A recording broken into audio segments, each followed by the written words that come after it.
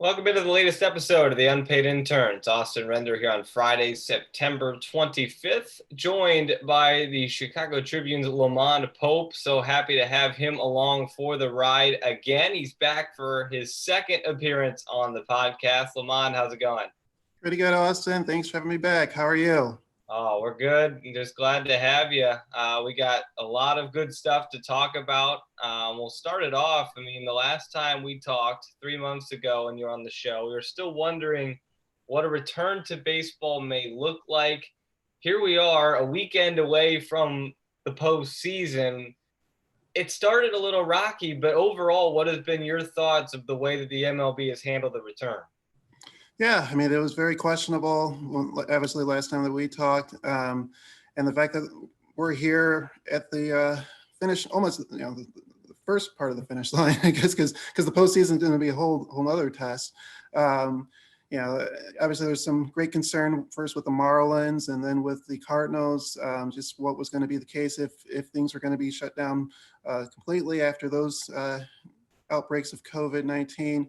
But the fact that we're here and that they've made it to the end of the regular season is quite an accomplishment. And, just in the brand of baseball that the guys have been able to play as well, without any crowds, with the travel restrictions or limitations, being kind of stuck in their hotels, kind of just a different life that those guys are used to as well. And to be able to play the brand of baseball that we've been able to see night in, night out has been very impressive. And like I said, overall, just the fact that they've been able to get here has been quite a feat. And we'll see what happens starting next week with the playoffs as well. Well, there were a decent amount of injuries early, especially to the pitchers. How did the quick ramp up impact this season in terms of injuries, fatigue, stamina, etc.? Yeah, because by the time they started, they had 3 weeks for what they called summer camp. And essentially the first 3 weeks of the regular season would be like what would normally be the last 3 weeks of a regular spring training. And so the fact that those guys had to ramp up and had to be ready to go, it might have been a cause for some of those injuries. In the case, I guess, of the White Sox, one of their starters, Ronaldo Lopez, got hurt in his first start. It only lasted 2/3 of an inning, right shoulder soreness. And he said that part of his reason when he came on back, he kind of struggled a little bit. He said part of that was that he kind of tried to get back too quickly. And so just the whole mindset of not only ramping up for a quick season might have caused some of these injuries to occur, but then when these injuries did occur, some of the guys kind of tried to rush on back, and that might have prolonged some of the injuries or might have lessened some of their abilities as well. And so it has had a lasting impact for the entire season for a number of these guys. Well, let's talk about your job for a second. I know we were talking about what it might look like 3 months ago. What did it look like? What was it like to cover a baseball season with no fans, with limited access? What did your job look like for the past 2 months? It looked a whole lot like this. Everything through Zoom. The pregame, we would get we would get the manager, Rick Renteria. We'd get a player or two every single day before the game, and then after the game as well, it would be Renteria again and one of the players. And so, one of the things that several things that I liked about our clubhouse access, but one of those things is having that ability to go up to a different player. During a normal season with clubhouse access, you would have 45 minutes or so in the clubhouse before a game, and you can go up to any player that's in the clubhouse and ask if they have a couple minutes to chat. And then kind of have that conversation and not only do your interview and maybe have something different than what everyone else is going to have from that standpoint as far as your sources, but also the impact of just getting to have the chance to chat with the guys and kind of get to know them a little bit more and then know you a little bit better as well. And so, there's not that much of a of getting to know the guys, via Zoom there's like 20 other reporters on there as well, and you just you're raising your hand, waiting for a question to be asked, and then kind of going through that whole process. And so from that aspect, it's definitely different, and then you have to kind of just find different ways as well. When Dane Dunning, one of their prize prospects, was called on up, I made a couple calls, got in touch with his college coach down at Florida, and so I was able to do that for his debut, and had him as a voice in my story about Dane, which was something different than some of the other reporters would have. And so you have to kind of just find different avenues to try to find new ways to kind of to make your story different from everyone else, because everyone else is going to have the same, we're going to have the same main sources, but then you have to kind of supplement that with whoever else you can kind of get to support your stories there as well. But as far as just the fan aspect, obviously one of the highlights for the Sox this season was Lucas Giolito's no-hitter, and just to be in the ballpark for that. It was the first no-hitter that I've ever covered, and so that was just a treat and just a really neat experience. But it was different, obviously, just not having the fans. It didn't seem as tense as far as just the buzz that you normally get on a daily basis or a nightly basis or a night like that, and it just sort of seemed like, oh, he did it. It just didn't have that sort of, it was a tremendous feat, but just the way that I guess part of it was just the way that he was just so overpowering and just so dominant that night. But yeah, there wasn't this sort of buzz in the ballpark that you would have. I imagine that you would have even watching a no-hitter, and so that was sort of a unique experience from that standpoint. The one thing that I don't miss is the the parking situation. A lot easier to get in and get out after a ball game, and so that's the one benefit, I guess, from the changes this year. Well, we're all getting really good at Zoom, and we're all enjoying the lack of traffic in some places. No doubt about it. That'll be a tough adjustment when things go back to normal. Let's talk about the White Sox a little bit. They lost last night. They're on a bit of a skid, but they're still in the race for the AL Central right now. What has made this team? I mean, you look at the past couple of years, we knew this was coming, but the past couple of years they've struggled. What has made this team so successful that they are in the race with the Twins? Yeah, I mean, a number of those guys have come on up. The number of the prospects have come on up, and they've been able to succeed. You take a look offensively. Let's start there. Obviously, Eloy Jimenez had a breakout rookie year last year, and then he's been able to take that next step.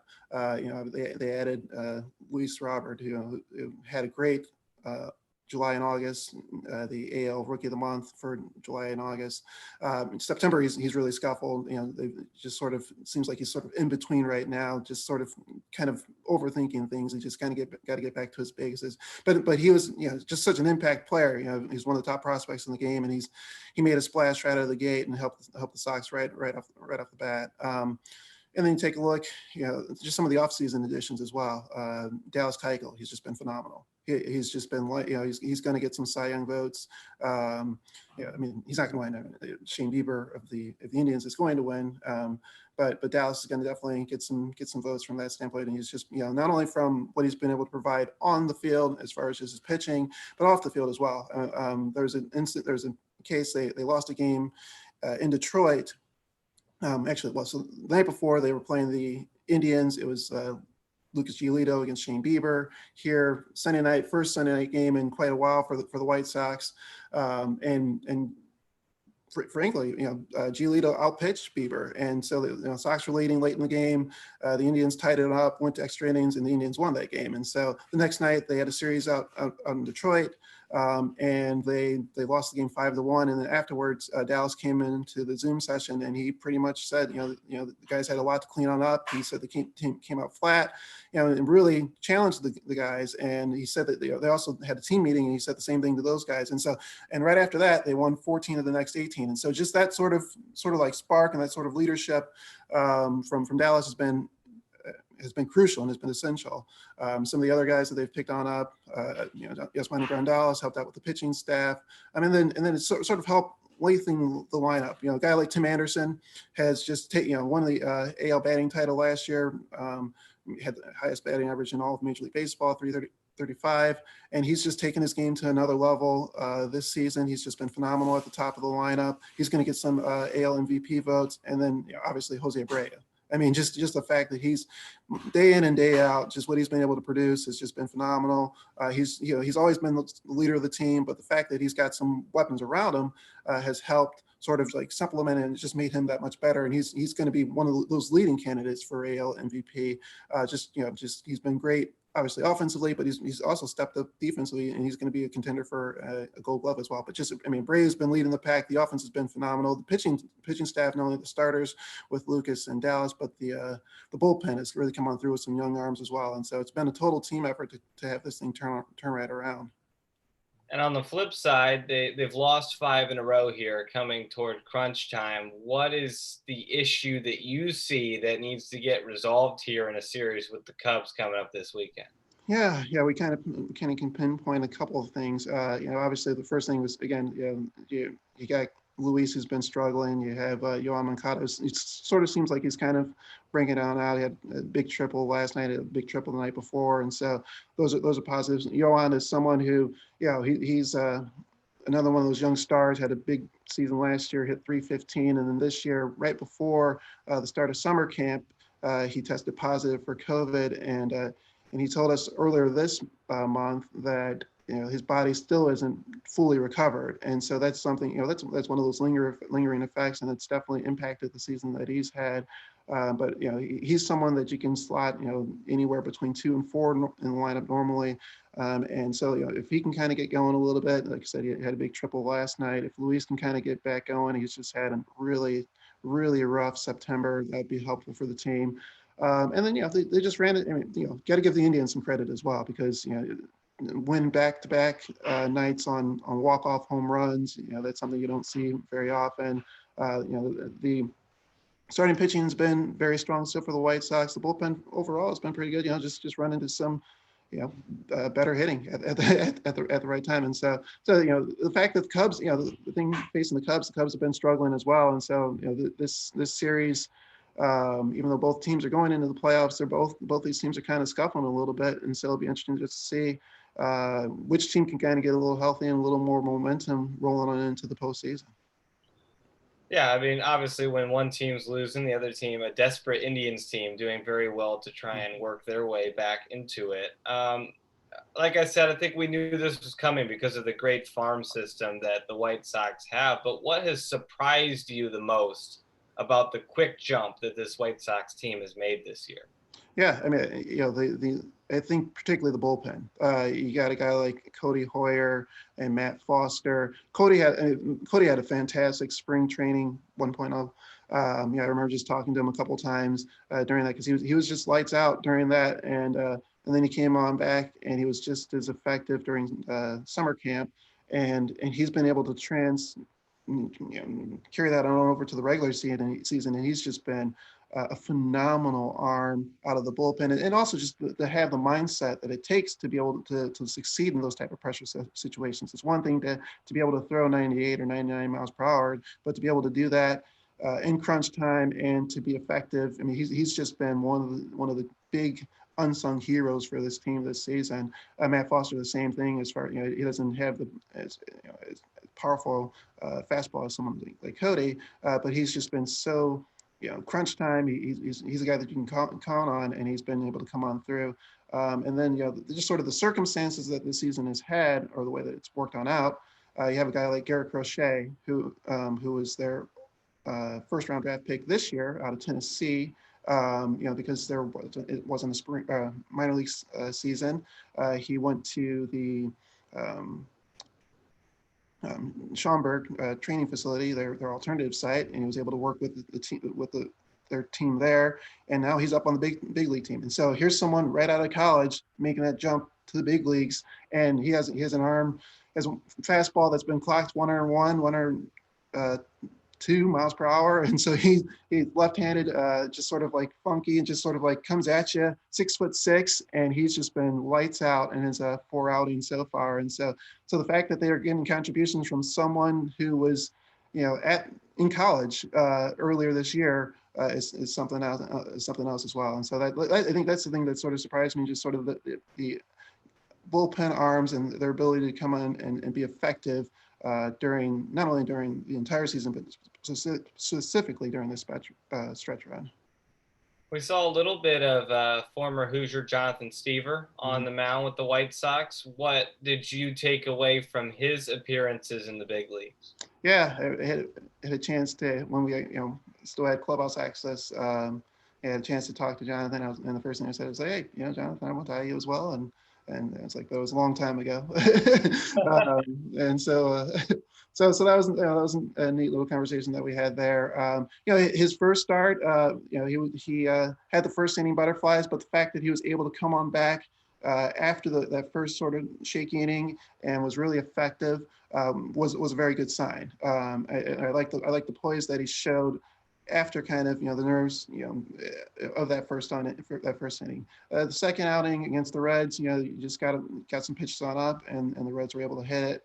And so learning lessons, I guess, and that's a big thing that a lot of these guys can kind of take out of this whole season and this whole situation as well. That was one thing that Rick Hahn, the general manager, had mentioned even before the start of the season. Is like, now that they had the 60 games, it'd be an opportunity for some of these young guys to kind of see what life is like in the big leagues. And that was the case definitely for Jonathan. And so he's going to benefit from having the opportunity to get those 2 starts. And it's going to be something that's going to be able to help him along the ways. I mean, here's someone who, again, sort of like, we were talking about with like Crochet coming up right from college. Here's Jonathan. He had, he was in minor league, he was in A baseball all last season. And so to make the jump from A baseball to the big leagues is something else, and to be able to help the team during the stretch run. And so it's going to be something that he's going to be able to learn from, and it's going to help him on out starting next year and beyond.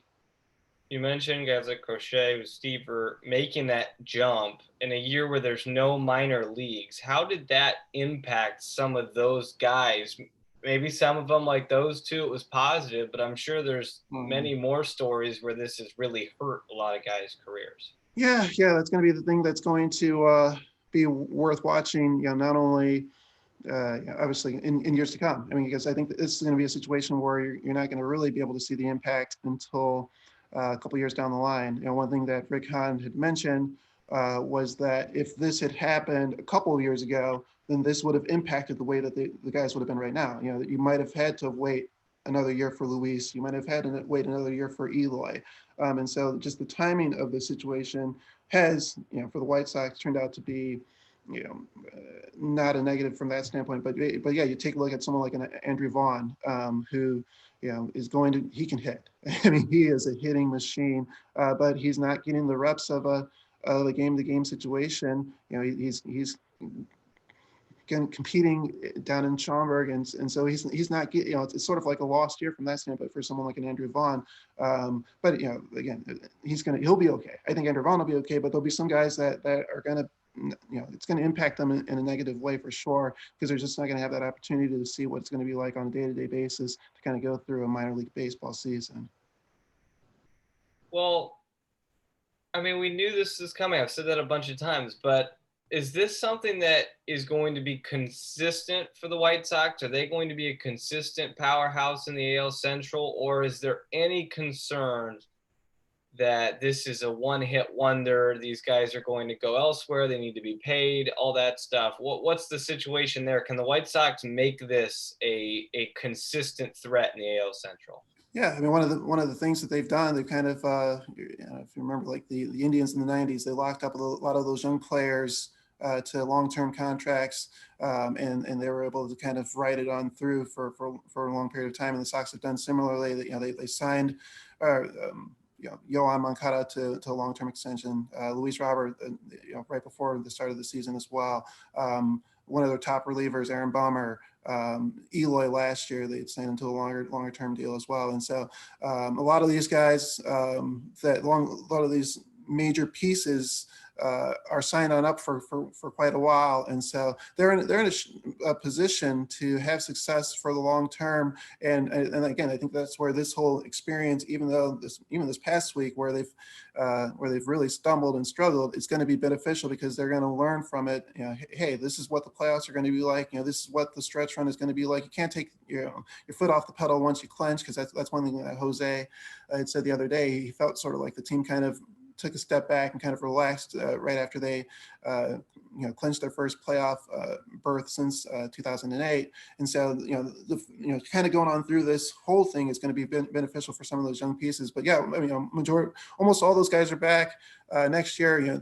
A couple of the free agents that they're going to have one will be Alex Colomé, their closer.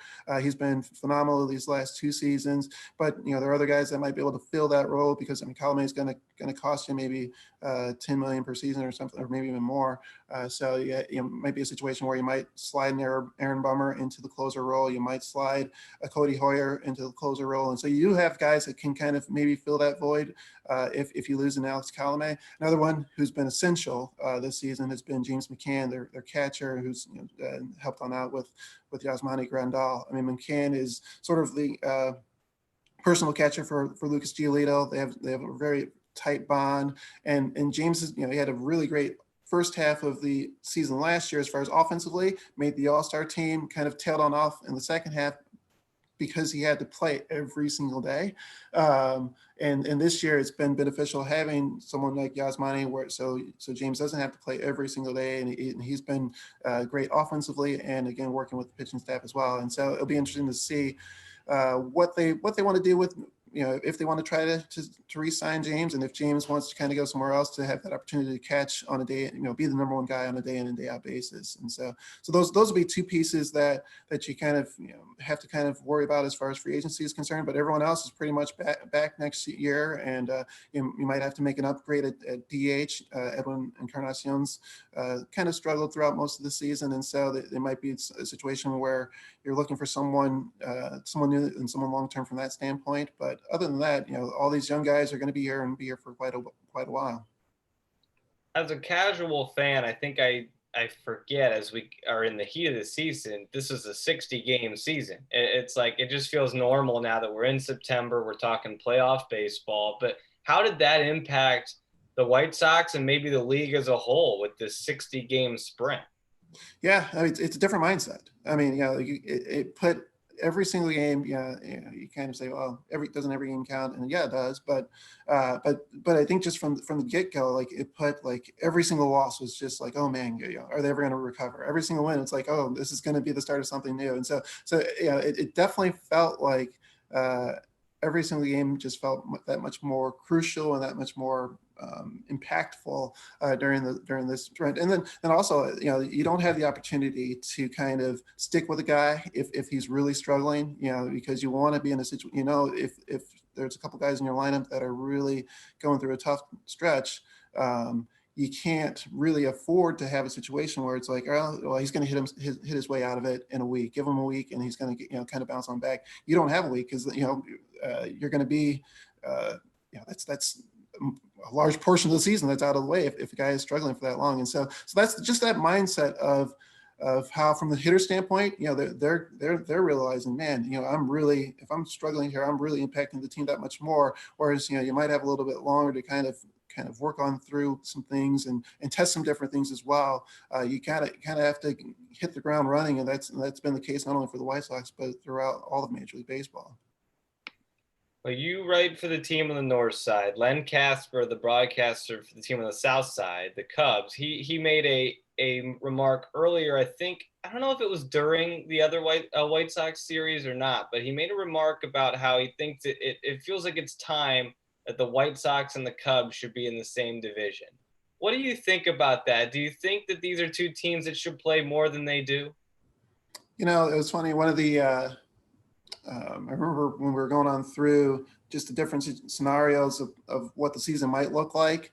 One of the, there's a Arizona plan where everybody was going to go down in Arizona and be in a bubble. There's an Arizona and Florida plan, an Arizona, Florida, Texas plan, and then there was a plan that had divisionals seeded by regionals. And so it was like 3 regions of 10, and so in that scenario is going to be the Cubs and the Sox in the same division, along with the Reds and the Indians and everything else. And so that was going to be I looked at that and I thought that was going to be kind of crazy, just to have that sort of situation play on out the way that it has. The opportunity, one of the things that this season has done with the way that the regional, it's still a sort of regional based situation where all the teams in the AL, all the teams in the AL Central, the Sox are just playing all the teams in the AL Central, and then the NL Central is their crossover. So we have, they haven't seen the Yankees, they haven't seen the Angels, they haven't seen the Red Sox and things of that nature. And so it has sort of regionalized it from that standpoint, which has always been interesting. And these games, I mean, the 3 in Wrigley, The Cubs, the White Sox won 2 of the 3. They hit a ton of home runs. Jose Abreu hit 6 home runs in that entire series. In a 3-game series, he hit three, 2 in the first night, 3 in the next night, and then 1 more in the final game against Yu Darvish. And so that was a fun series, particularly from the Sox standpoint. But just it's always fun when the Cubs and Sox play. But to have them in the same division, I don't know. I kind of go back and forth because I always thought of myself as sort of a traditionalist. But some of these new rules I don't mind. I don't. It hasn't been as bad as I thought it would be. Certainly, like the runner starting on second base for the extra innings and things of that nature. I haven't. The universal DH. Things of that nature. I haven't been like, this is ruining the baseball. This is the worst thing ever. And so if it comes to something like that, I'm willing to kind of see how it all plays on out first. And even this expanded playoffs, right? Everyone's like, this has to be a one-time thing. And it's like, well, you know what? It's created excitement throughout different regions. And, the San Diego Padres have been phenomenal. Even seemed like the Toronto/Buffalo Blue Jays. They're getting that opportunity to be in the playoffs again and creating a lot of fun from that standpoint. And so it'll be interesting to see if they go, how the playoffs shake on out next year, and just see how this all plays out again this year as well. One of the things with the playoffs is this opening round, this wild card series. It's going to be the two out of 3. I think it's a little unfair for a team like the Dodgers, who've just been so dominant. They have to kind of be in a situation where they can be gone by the end of they begin Wednesday, so Wednesday, Thursday, Friday. They can be gone by Thursday if they have two bad games in a row. But other than that, it's going to be just fun to and interesting just to see how this all plays on out. Well, that was going to be my next question about the playoffs, and I wanted to talk about some of these new things. It's a 16-team playoff out of 30 teams. That's more than half of the league is getting into the playoffs, and I think it works this year because you're going on this shortened schedule. You're trying to get everybody involved. Rob Manfred has floated the idea of it becoming a thing in the future. What do you think, and where do you stand on? You mentioned you're kind of a traditionalist. Is this something that you'd be willing and you think is good for the game? I think from a standpoint of just general fan interest, it's helpful. Because you're gonna, the more teams that you have in September competing for a spot, it's going to be more interest from that fan base, and so that's a good thing. The aspect of, again, I think they would have to tweak it a little bit. I don't think it's really fair that the Dodgers are going to be sort of in a similar situation as one of these, as a 4-5 series. And so if there's some tweaking in some sort of sense, I think it can kind of work on out. Does it have to be 16? That's a whole lot. I know they had floated. I think it was 12. They'd floated around during the winter meetings, and so maybe there's some sort of situation. There's going to be some form of an expanded playoff. I think that everyone's going to kind of get used to that. But just what that number ends up being, if it's 12, if it's 14, or if it's 16 again, then we'll kind of have to wait and see. But I'm sort of in that situation of let's see how it all plays on out this year. Let's see how the playoff format runs its course, and not only from the standpoint of having this wild card series round, but also just the standpoint of having the next rounds in neutral sites. That's going to be really weird as well, not having and having the World Series in Arlington, Texas. And so that's a situation where you're not going to have to worry about weather. That's not going to be a factor. But it's a situation that we're all going to have to kind of adjust and see how that all plays on out. And so I'm willing. I'm in that situation where it's like, let's wait and see, and then I can kind of give you a little bit of a better answer. I was like, oh, did that work or did that not work after we kind of see how it goes this first season?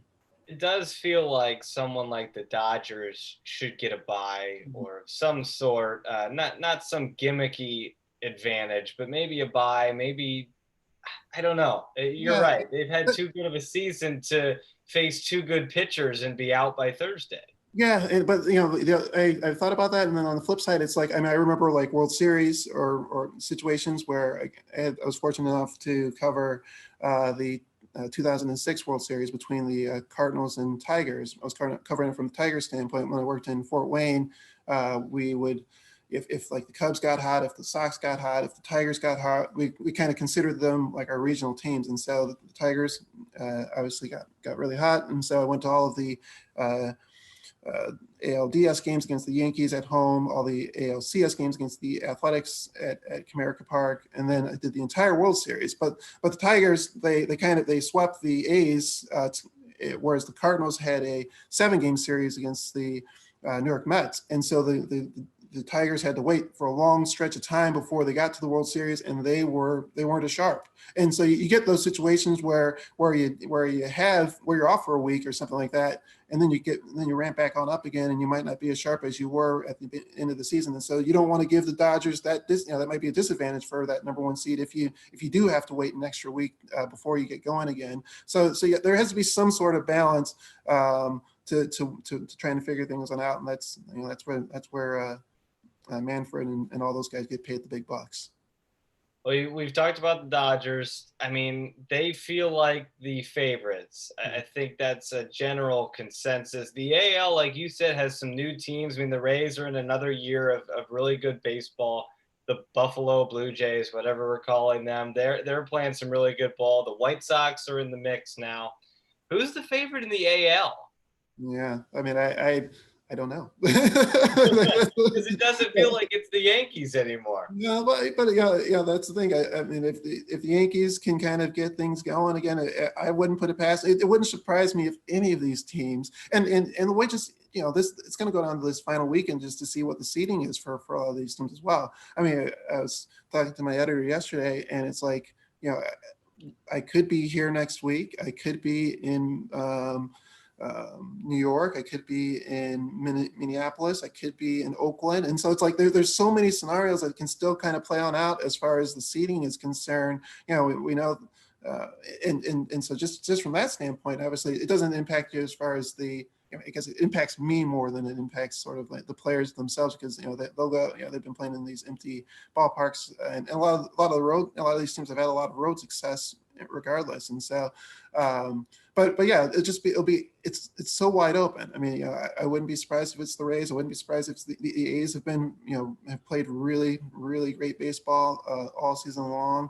The Indians have, they haven't hit for most of this year, and now they've had some really clutch situations. Ramirez has worked his way into the MVP race. He's just been so timely and so automatic down the stretch here, and has really pushed. And obviously when you have a rotation that has Bieber and Plesac at the top of it, and that's a dangerous pitching staff. And so almost any of those teams it wouldn't surprise me. Maybe the Blue Jays might be the only team that might be the team that might surprise me if they're the ones that sort of emerged. And here even the White Sox, if they're able to hit the reset button, starting Monday and Tuesday, and then kind of start fresh and kind of get back to playing the baseball that they've been playing for the majority of the season, it wouldn't surprise me if they went on a run as well. And so, yeah, it's just so up in the air, and that's going to be part of the fun, particularly in this wild card week, just to sort of see how it all plays out. I guess Houston might be another team that I might not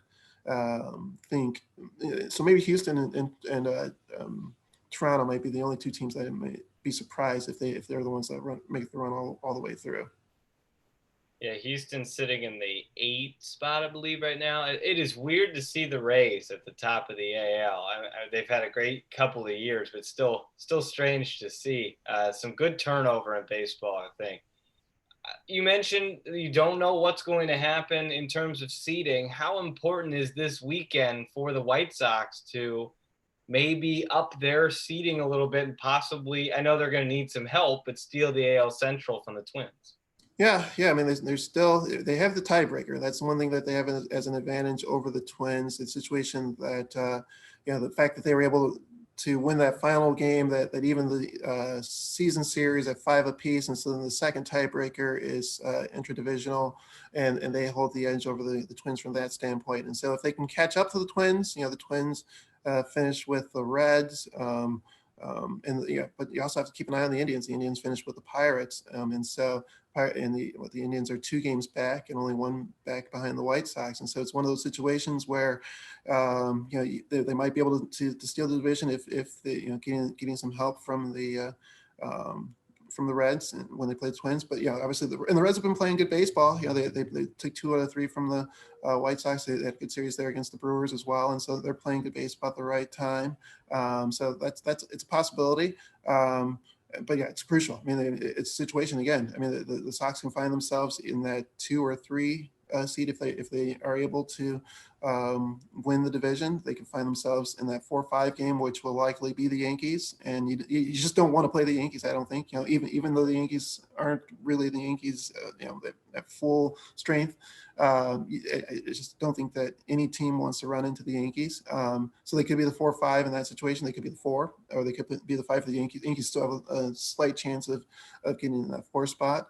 And then if the Indians catch the Sox, they'll fall all the way to the 7th spot. And because that's the way that it sets on up. The first 6 spots are for the first 3 are for the division winners. The next 3 are for the teams that finish in second, and then the last 2 are the 2 wild card teams. And so the White Sox, the Blue Jays are that 8th seed, and so that's where they're going to be. But the White Sox then follow the 7th spot, and that means either going to Oakland or Minnesota or one of those, either one of those 2 places more than likely. And so, it'd be a lot more. Obviously you want to have the last time up at bat, and so to at least get that 4 seed would be beneficial for them, and they can do that by getting at least 2 out of 3 here against the Cubs this weekend. How weird is it going to be? And this might actually be, obviously it's both ways, but how weird is it going to be if they were to play the Yankees or the A's or the Astros at some point in the playoffs and they haven't seen them at all this season? I mean, normally you think, okay, I saw this guy back in June. This is what he was throwing, or in August. They have not seen any of the arms on some of these teams. How are they going to adjust to that? Yeah, that's where your advanced scouting comes into play. That's where just and another aspect of it as well. One thing that we really haven't talked about during the regular season that has hurt some of these superstars has been that they don't have the capability of going into the video room to watch an at bat after it's happening. And so Javi Baez mentioned it. JD Martinez, he's really struggled with the Red Sox this season. Yasmani Grandal, I mean, that was one thing that he mentioned early on in the season, that he's someone who likes going back and take a look at maybe his last at bat and kind of see, all right, this is how this guy's pitching me right now, and then kind of make the adjustment from there. And that's something that they haven't been able to do, and that's why some of these stars have struggled this season, because they've been they're really reliant on that video. And so that's going to be another added aspect of not having not only have they not seen them, but then once they see them one time, they're not going to have the opportunity to go back and say, all right, well, how did Tanaka pitch me here, and what can I do to kind of make that adjustment there? So it's going to be, that's going to be just something that it's going to be worth watching. I mean, no one really knows how that's going to play on out. I mean, and even from my standpoint, I watch as much as I can on the the MLB package, and I try to watch as many games as I can when I have a couple games on while I'm watching the Sox game at Guaranteed Rate Field, or if I'm on the road or something of that nature. But it's not like I'm used to kind of seeing the Yankees 6 times a season, and or the A's 3 times a year or something like that in person. And so it'll be my first real look at some of these teams as well from that standpoint. And so I can only imagine what it's going to be like for the players to have that opportunity to see some different arms and and to see how that all plays on out. And so that's going to be an added wrinkle into this whole postseason, and something that where I think other than, again, the Dodgers just have so much talent up and down the lineup, and with the pitching staff as well. And I think they're kind of the clear favorite, but everyone else, it's such an unknown, and so that's going to be something that's going to be a wild card per se in the wild card series. If I put you on the spot here, Friday, September 25th, it sounds like you like the Dodgers. Give me Chicago's fate in the playoffs and who you like as your World Series champ. Yeah, well, so when we had to do our predictions, well, way back in February, I had the Yankees and Dodgers, with the Dodgers winning. again, this I think it was right after they got bats, and I was like, well, I was going to probably pick the Dodgers anyway, and then they got Mookie, and it's like, well, that pretty much seals it up for me. So I'll still pick the Dodgers. You know, I it's funny. I was thinking, I was like, well, I can still pick the Yankees, and that would just sort of be like, yeah. But it's like if the Yankees play the White Sox in the first round, I wouldn't be surprised if the Sox beat the Yankees in that first round series. And so um, let's see. The Dodgers have been playing the A's this weekend, and that's been a fun series to watch. I'll go Dodgers. Dodgers A's, a rematch of the 1988 World Series. Kirk Gibson. The Kirk Gibson home series, and that's last time the Dodgers won the World Series. It's 1988. Won that one in 5, and so there you go. Dodgers over A's, rematch the 1988 series, and the Dodgers come back and they finally get another World Series after all these years of getting close and close and close. They finally win the World Series. All they need is the A's, right? And then they'll feel at home again. Little West Coast flavor, and they'll both be playing in Texas. Yeah. That'll be really strange to take the two West Coast teams and just put them in Texas. But well, I can't say that that's a bad pick by any means. Those are two very good teams right now. It'd be a fun World Series. LaMond, I really appreciate you coming on, giving great insight on the White Sox. Best of luck to you for the postseason and for this weekend, North and South battling in Chicago. But thanks so much for joining us. Anytime, Austin. Thanks for having me on again. Appreciate it. Awesome. Enjoy the postseason. Will do. That was LaMond Pope of the Chicago Tribune joining us here on Unpaid Interns. So happy to have him along for the ride for his second time on the show. That's going to wrap things up here for today's Unpaid Interns. We're so happy to have all of our guests that we've had on our previous 51 episodes. You can check them out on our YouTube page or on our IU Sports Media YouTube page or wherever you get your podcasts. We'll be back on Monday with a new week of guests and a new week of shows. But for LaMond Pope, I'm Austin Render saying so long from today's episode of Unpaid Interns. We'll see you on Monday.